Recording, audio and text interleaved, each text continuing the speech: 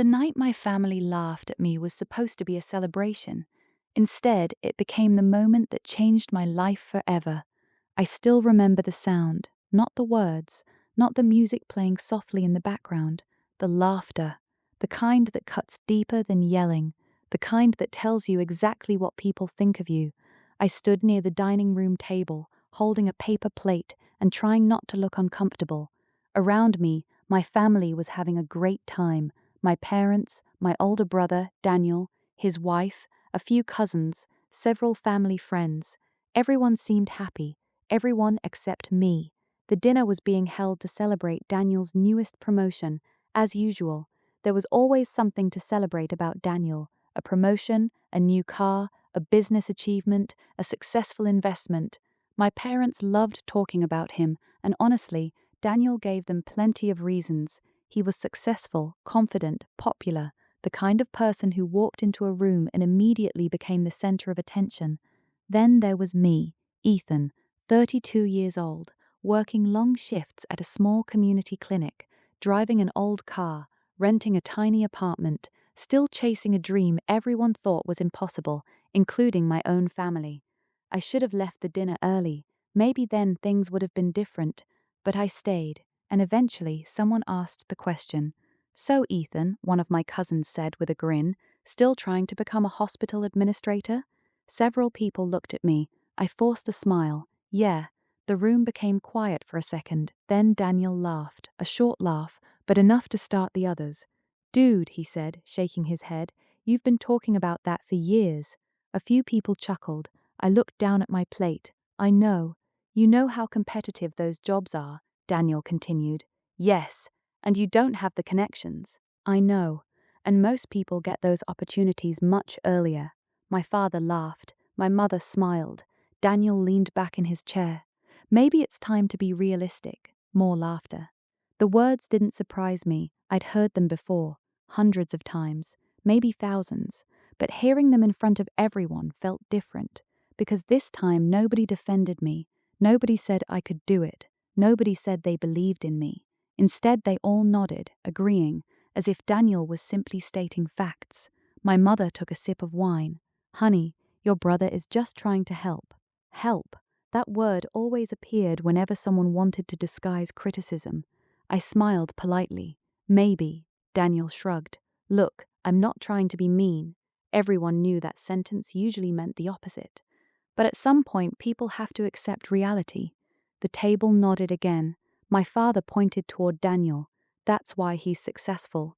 I felt my stomach tighten. He understands reality.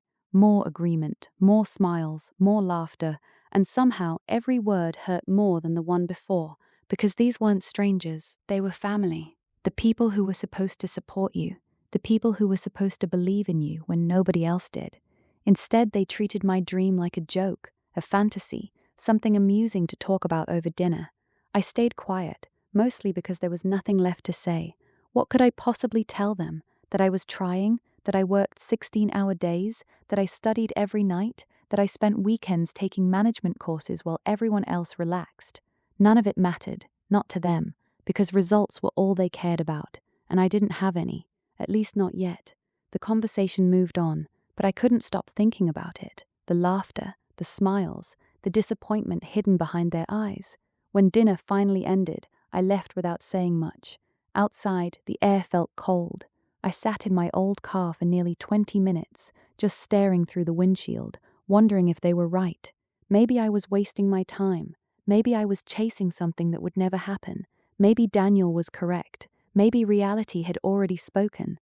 The problem was, a part of me refused to quit, no matter how tired I became, no matter how many people laughed, no matter how impossible things seemed.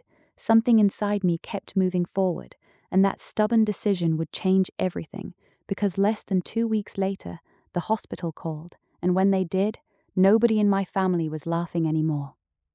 The call that changed everything. For almost 2 weeks after that family dinner, life returned to normal, at least on the surface.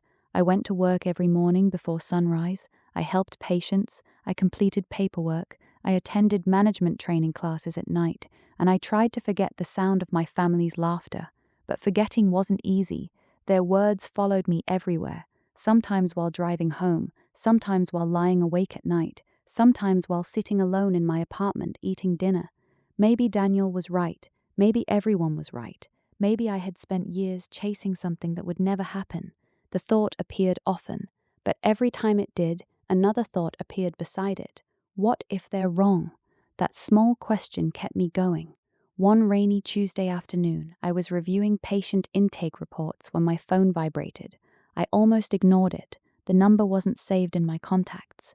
Normally, I let unknown calls go to voicemail, but something made me answer. Hello? A professional voice replied. May I speak with Ethan Parker? This is Ethan. Mr. Parker, my name is Rebecca Collins from Riverside Medical Center. My heart immediately started beating faster. Riverside Medical Center, the largest hospital network in the region, a place I had applied to multiple times over the years, a place that had rejected me every single time.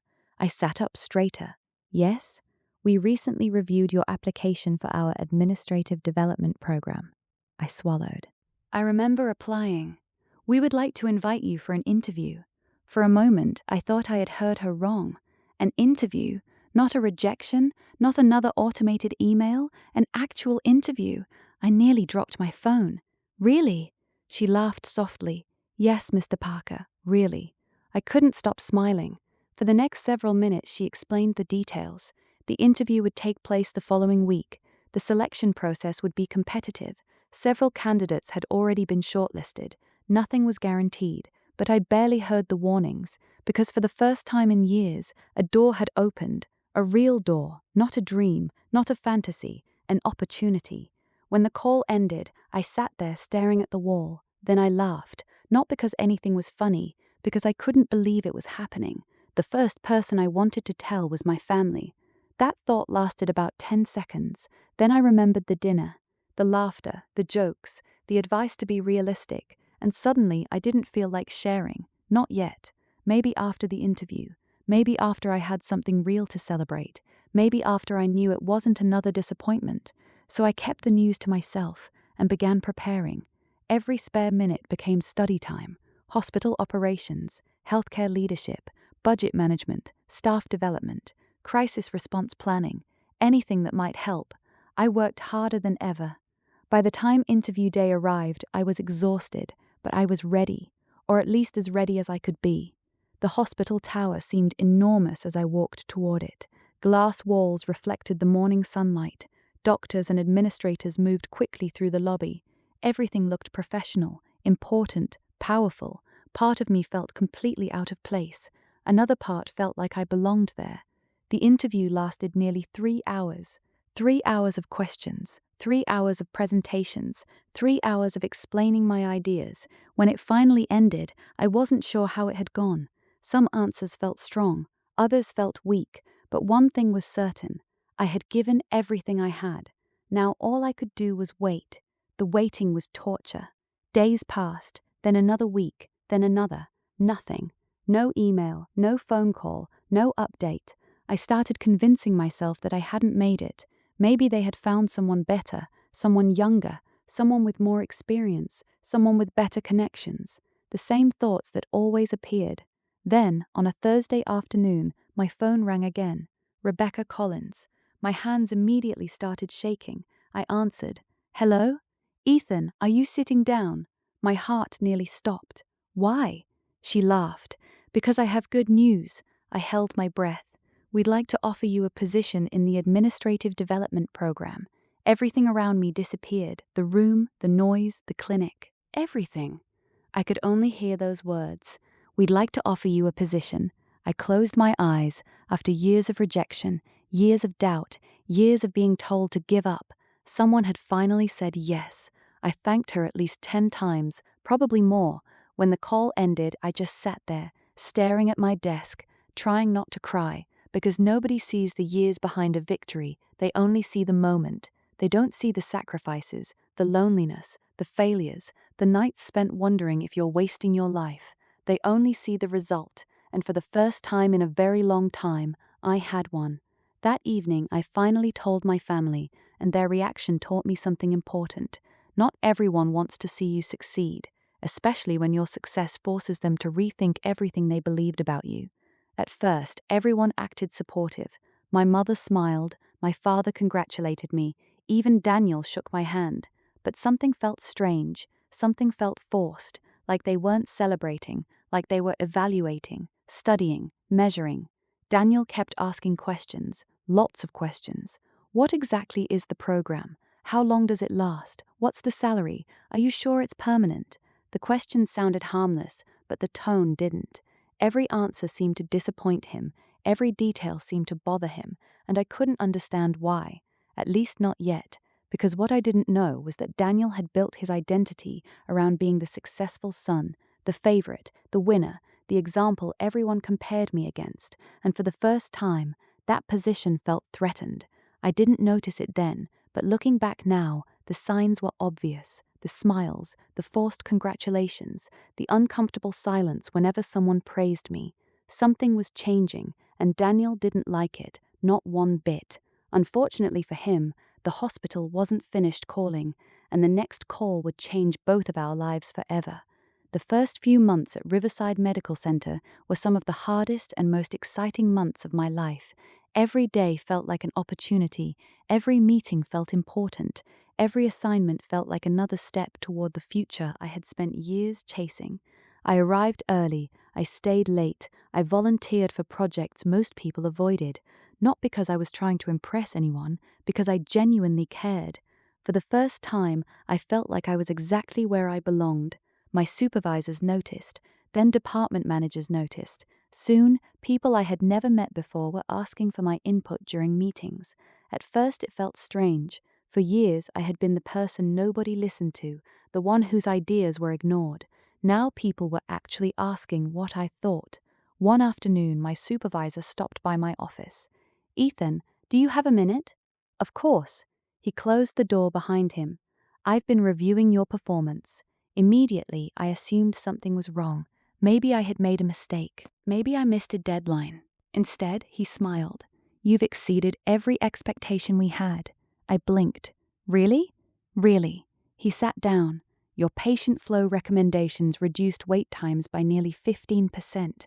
I stared at him. I knew the project had gone well.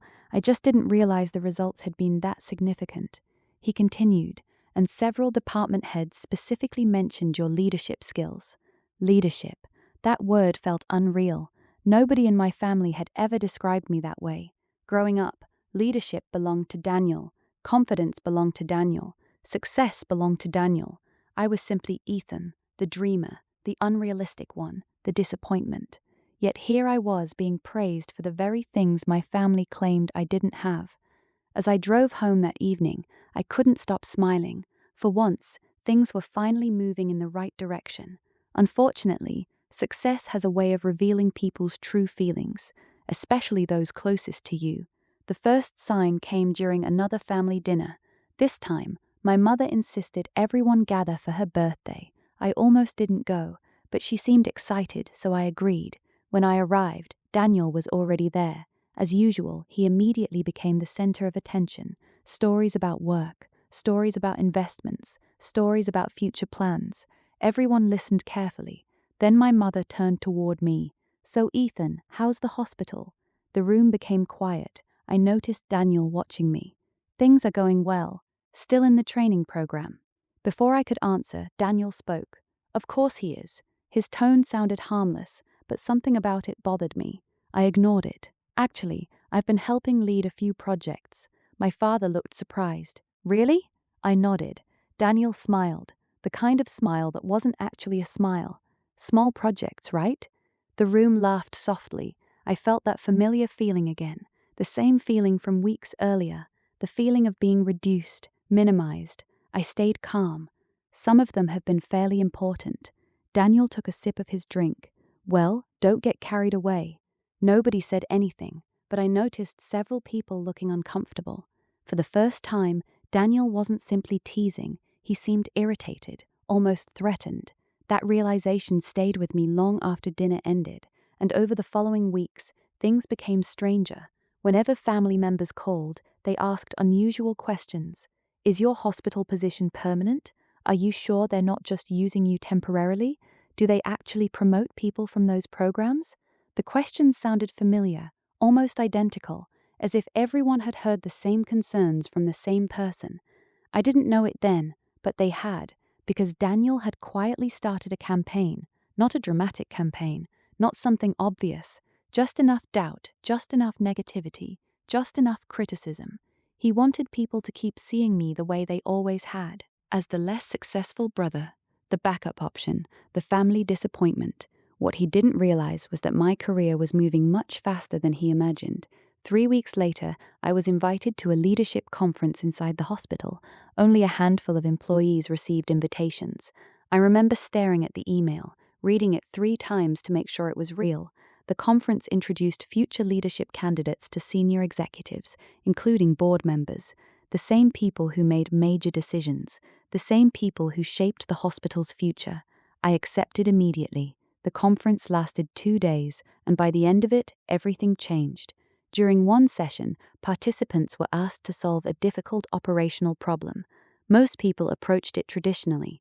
I suggested something different, a solution focused on communication between departments. At first, nobody responded. Then one executive started asking questions, then another.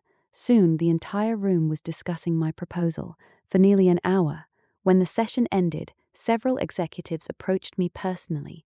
One of them was a board member, a woman named Margaret Hayes. She shook my hand, very impressive thinking.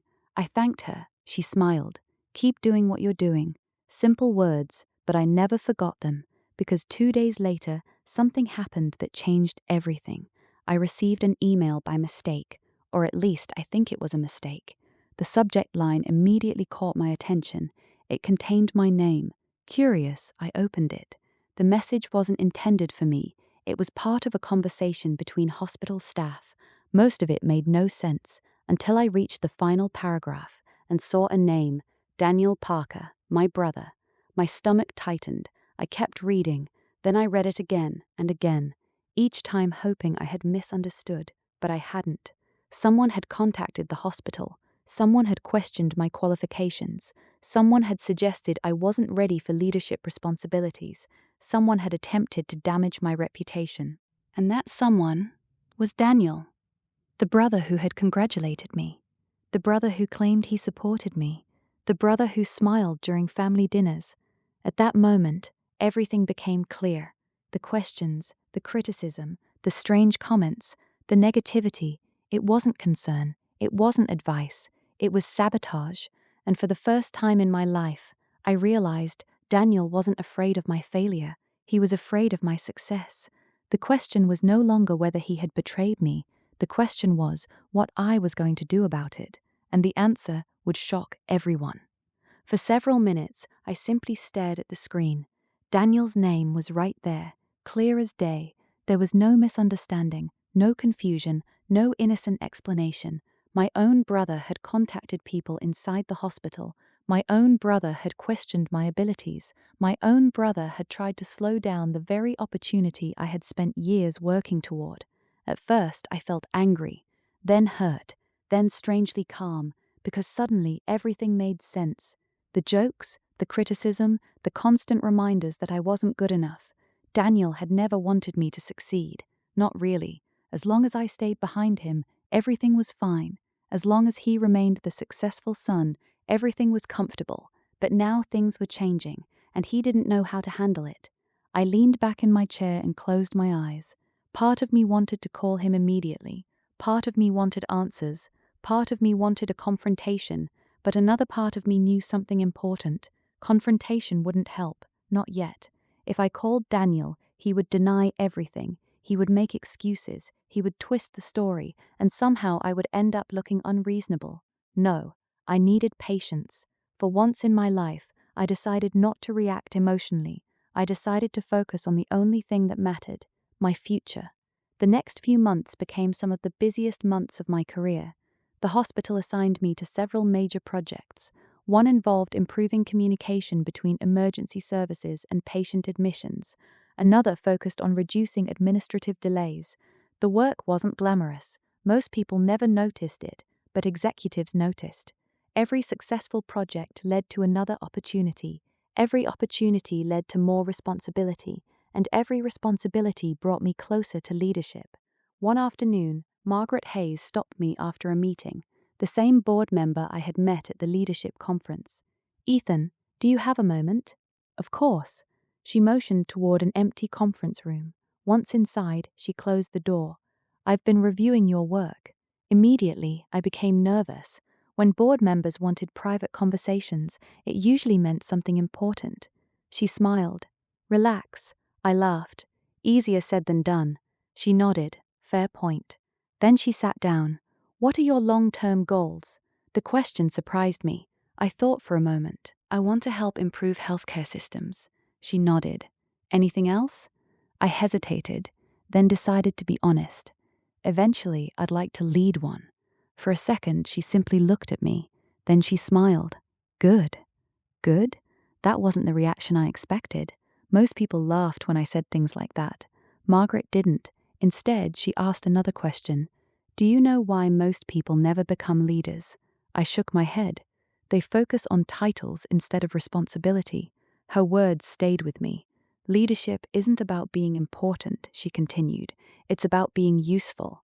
That conversation changed the way I approached my work. Instead of chasing recognition, I focused entirely on solving problems, and slowly, people began noticing. Department heads requested my involvement, managers asked for recommendations, executives remembered my name. For the first time in my life, I felt respected, not because of family connections, not because of popularity, because of effort, because of results. Meanwhile, Daniel continued behaving strangely. Every family gathering felt uncomfortable. Whenever someone praised my work, he quickly changed the subject. Whenever my parents showed interest in my career, he found a way to redirect attention back to himself. The difference was that people were starting to notice, especially my father.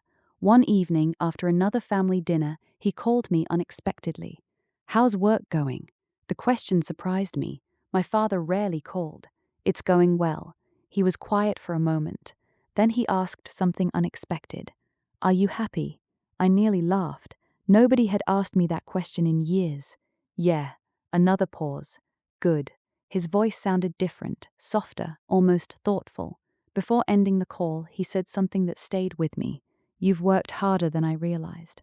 I didn't know what to say. For years, I had wanted his approval.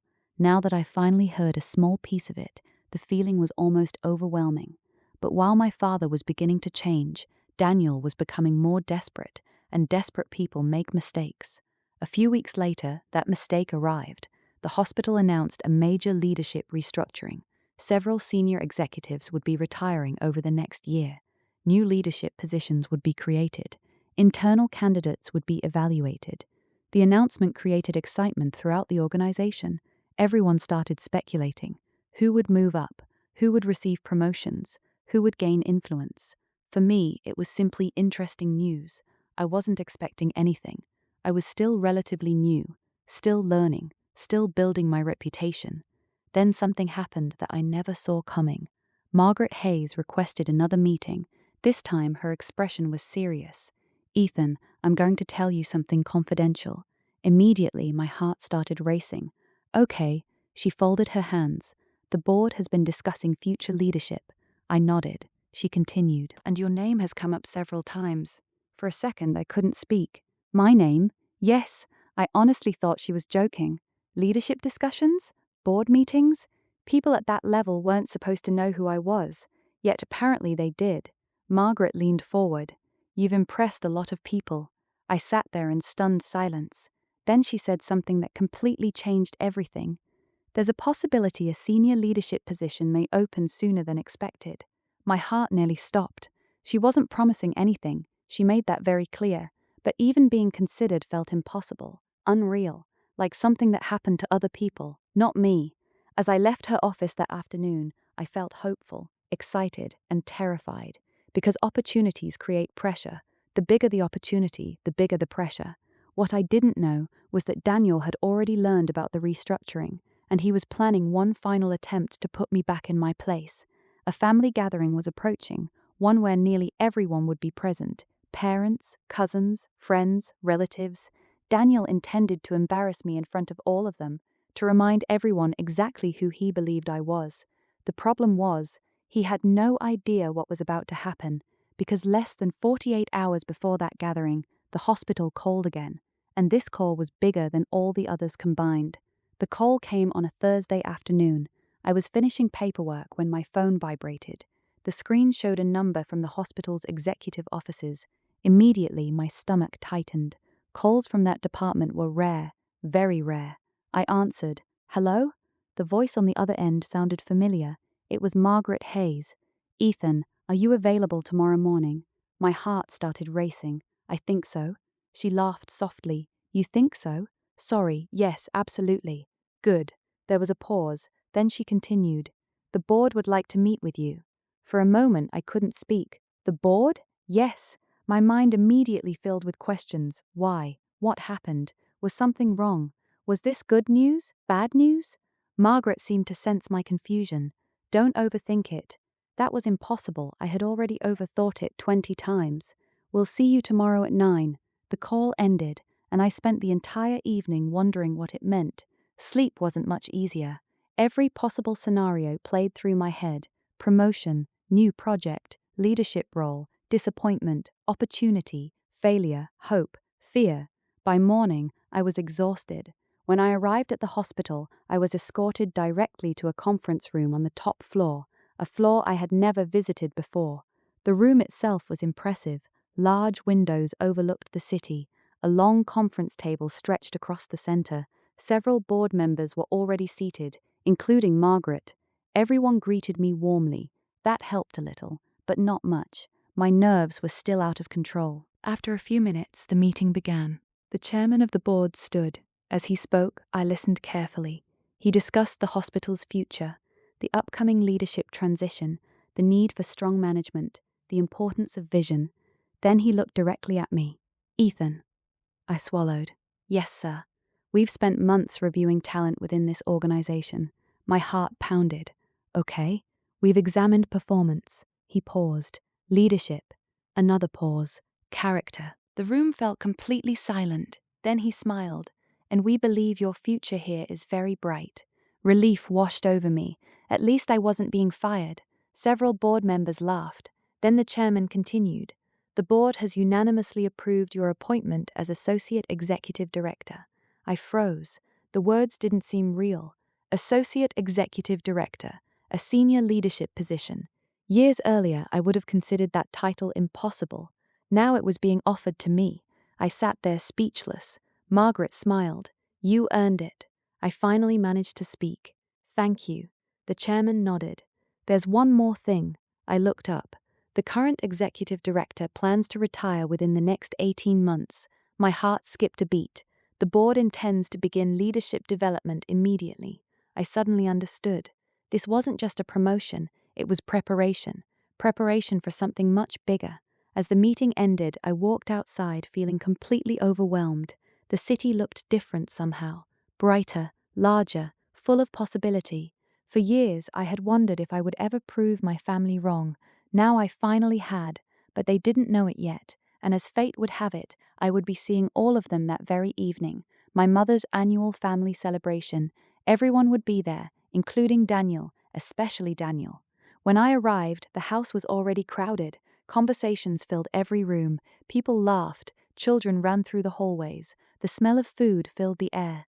For a few minutes, everything felt normal. Then Daniel found me. "Hey, Ethan." His smile looked familiar. The same confident smile he always wore. The smile of someone who believed he controlled the room. "Hey." He glanced around, then spoke loudly enough for several people to hear. "So how's the training program going?" I immediately recognized what he was doing, trying to reduce everything back to the old version of me, the struggling brother, the dreamer, the underachiever. "It's going well." He nodded dramatically. "Still learning the ropes?" Several relatives looked toward us. The audience was gathering. Exactly what Daniel wanted. I remained calm. "Always learning." He laughed. "That's one way to put it." More people turned toward the conversation. My father noticed. My mother noticed. Everyone sensed something was happening. Daniel continued.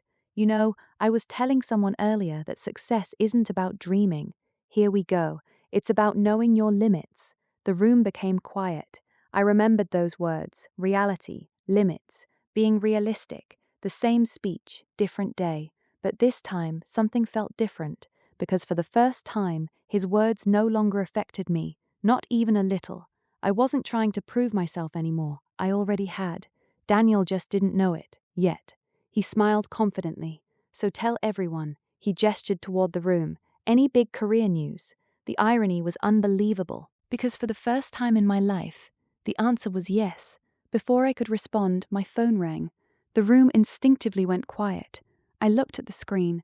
Margaret Hayes, I answered. Hello? Her voice sounded cheerful. Ethan, sorry to bother you. No problem. I just wanted to congratulate you again. My family exchanged confused looks. Margaret continued. The board is excited about your appointment. Now everyone was listening, every single person. The room became completely silent. I noticed Daniel's smile beginning to fade. Margaret kept talking. We're announcing the leadership transition next week. Nobody moved, nobody spoke, nobody even seemed to breathe. Finally, I thanked her and ended the call. The silence that followed felt endless. Then my cousin asked the obvious question: what appointment? I looked around the room, at my parents, at my relatives, at Daniel, especially Daniel. Then I answered, the hospital promoted me this morning. Several people smiled. Then I added the rest. I've been appointed Associate Executive Director. Silence. Complete silence. Daniel stared at me. My father blinked. My mother looked genuinely shocked. Nobody seemed able to process what they had just heard. The brother they laughed at, the dream they mocked, the future they doubted, it had all become real. And for the first time in years, nobody was laughing anymore. Nobody was laughing anymore for several seconds after I announced the promotion. The room remained completely silent. It wasn't the comfortable silence that happens during a family gathering. It was the kind of silence that appears when reality suddenly changes. Everyone was trying to process what they had just heard. Associate Executive Director. The title sounded strange even to me. After years of being dismissed, doubted, and compared to my brother, hearing those words still felt unreal. My cousin was the first person to speak. Wait, seriously? I nodded. Yeah. Another cousin looked confused. At Riverside? Yes. The Riverside Medical Center. I laughed softly. There isn't another one. A few people smiled, but most of them simply stared, especially my parents. For years they had viewed Daniel as the successful son, the reliable one, the example, the person everyone should admire, and now they were being forced to see me differently, not because I demanded it, not because I argued, not because I finally defended myself, because the truth had become impossible to ignore. My father slowly sat down. You never told us. I shrugged. There wasn't much to tell until now. He looked away, and for the first time in my life, he seemed uncomfortable, not angry, not disappointed, regretful. Across the room, Daniel remained silent. His expression had completely changed. The confidence was gone. The smirk was gone. The certainty was gone. He looked lost, like someone who had spent years believing a story that suddenly stopped making sense. For most of our lives, Daniel had been the winner, and I had been the comparison, the example of what not to become. Now the roles felt different, not because I had beaten him, because life had become more complicated than winners and losers. My mother finally walked over. Ethan. Her voice was quiet. I looked at her. We're proud of you. The words should have felt amazing. For years I wanted to hear them. For years I imagined what it would feel like. But standing there, something surprised me. The words didn't heal anything. They didn't erase the laughter. They didn't erase the years of doubt. They didn't erase the moments I spent wondering if I was good enough.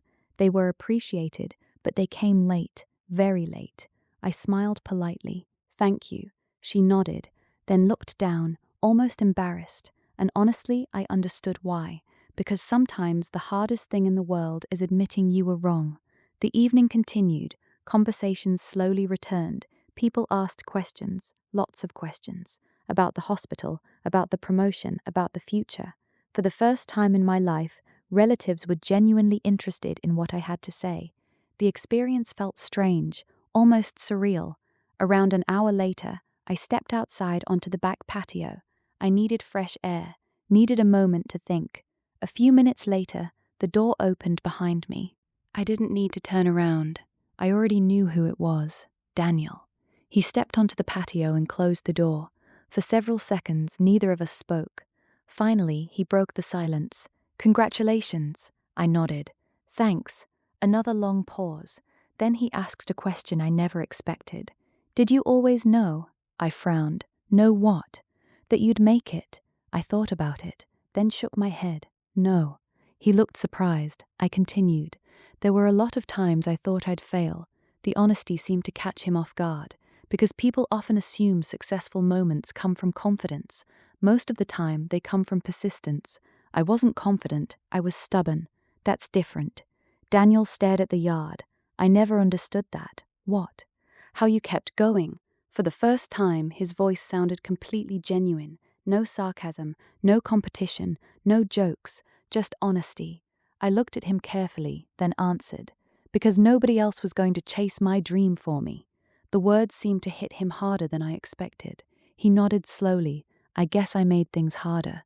I almost laughed. That was one way to describe it. But I appreciated the effort. At least it was honest. For several moments, neither of us spoke. Then he looked at me. "I'm sorry." The apology surprised me. Not because I didn't think he was capable of apologizing, because I never expected to hear it. I could have confronted him about the emails, the sabotage, the attempts to undermine me, but suddenly it didn't matter. The battle was already over. Success had answered every argument, every criticism, every doubt. I nodded. "Thank you." And that was enough. Not forgiveness, not closure, just a beginning. Sometimes that's all you get. The following week, the hospital officially announced my promotion. The response was overwhelming.